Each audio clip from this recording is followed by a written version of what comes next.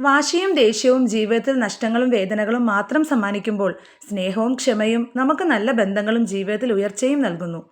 ഉണങ്ങാത്ത മുറിവുകൾ മനസ്സിലുള്ള കാലം അത്രയും വേദനിപ്പിച്ചവരെയും വേദനിപ്പിച്ച ഇടങ്ങളും നമുക്ക് മറക്കാൻ സാധിക്കില്ല.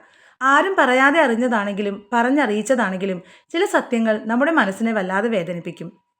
എത്ര അടുത്ത ബന്ധമാണെങ്കിലും അല്പം അകൽച്ച നല്ലതാണ്. അത് മറ്റുള്ളവരെ അവഗണിക്കാനോ വേദനിപ്പിക്കാനോ അല്ല, സ്വയം വേദനിക്കാതിരിക്കാൻ.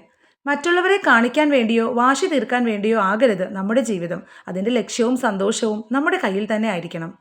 എന്തിനും ഏതിനും നുണകൾ പറയുന്നവർ എപ്പോഴും ഒന്ന് ശ്രദ്ധിക്കണം. നിങ്ങൾക്ക് അപാര ഓർമ്മശക്തി ഉണ്ടായിരിക്കണം. പറഞ്ഞതെല്ലാം വീണ്ടും വീണ്ടും ആവർത്തിക്കുമ്പോൾ ക്രമം തെറ്റാതെ പറയാൻ.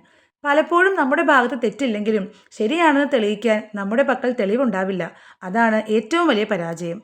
എല്ലാവരെയും ഒരുപോലെ വിശ്വസിക്കരുത്. പറയുന്നതെല്ലാം സത്യമാണെന്ന് നമ്മൾ വിശ്വസിക്കും. പക്ഷേ ചെയ്തു കൂട്ടുന്ന കള്ളങ്ങൾ അവർ പോലും അറിയാതെ കാലം തെളിയിക്കും. ചിലപ്പോഴൊക്കെ വേദനകൾ സ്വയം വരുത്തി വെക്കുന്നതാണ്. തെറ്റായ തീരുമാനങ്ങൾ കൊണ്ട്, അമിതമായ പ്രതീക്ഷകൾ കൊണ്ട്, അനാവശ്യമായ ആത്മാർത്ഥത കൊണ്ട്.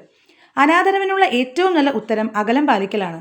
പ്രതികരിക്കുകയോ വാദിക്കുകയോ തർക്കിക്കുകയോ ചെയ്യരുത്. നിങ്ങളുടെ സാന്നിധ്യം ഇല്ലാതാക്കുക. നിങ്ങളുടെ വേദനകൾ കണ്ട് മറ്റുള്ളവർ ചിരിച്ചാലും നിങ്ങളുടെ ചിരി ഒരിക്കലും മറ്റുള്ളവരെ വേദനിപ്പിക്കുന്നതാകരുത്. അവർക്കുള്ള മറുപടി കാലം നൽകും.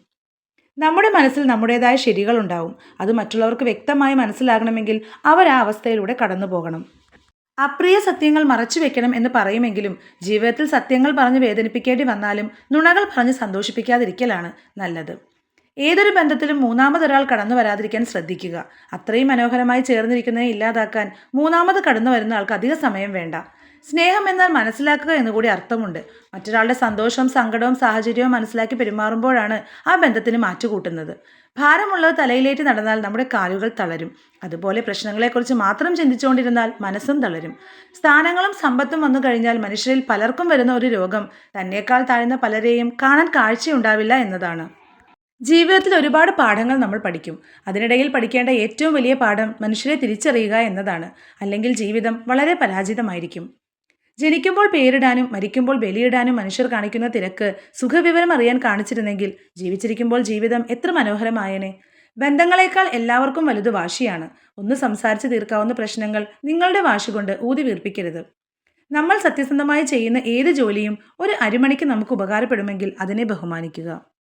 ഉണ്ണുന്ന ഭക്ഷണത്തിന്റെ മേന്മയോ ഉടുക്കുന്ന വസ്ത്രത്തിന്റെ വിലയോ ഉറങ്ങുന്ന വീടിന്റെ വലിപ്പമോ അല്ല, സമാധാനപരമായി ജീവിക്കാൻ കഴിയലാണ് ജീവിത വിജയം. തോന്നുന്നതെല്ലാം വിളിച്ചു പറയുന്നതിന് മുമ്പ് ഒന്ന് ആലോചിക്കുന്നത് വളരെ നല്ലതാണ്. അതെല്ലാം പറയാനുള്ള യോഗ്യത തനിക്കുണ്ടോ എന്ന്. ഉണ്ടെങ്കിൽ മാത്രം ആ നാവ് ചലിക്കുക. ലോകം എത്ര മാറിയാലും നമുക്ക് സന്തോഷമായിരിക്കാൻ കഴിയില്ല. നമ്മുടെ കാഴ്ചപ്പാടുകൾ മാറുന്ന ദിവസം മുതൽ നമുക്ക് സന്തോഷമുണ്ടാവും. ഒരു വ്യക്തി തന്നേക്കാൾ കൂടുതൽ മറ്റുള്ളവരെക്കുറിച്ച് ചിന്തിക്കുമ്പോഴാണ് സമ്മർദ്ദവും വിഷാദവും അസ്വസ്ഥതയും ഉണ്ടാകുന്നത്. ജീവിതത്തിൽ വീണു പോകുന്നു എന്ന തോന്നലുണ്ടാകുമ്പോൾ അവനവനെ തന്നെ സ്നേഹിക്കുക. അത് മുന്നോട്ട് പോകാനുള്ള ഊർജം നൽകും.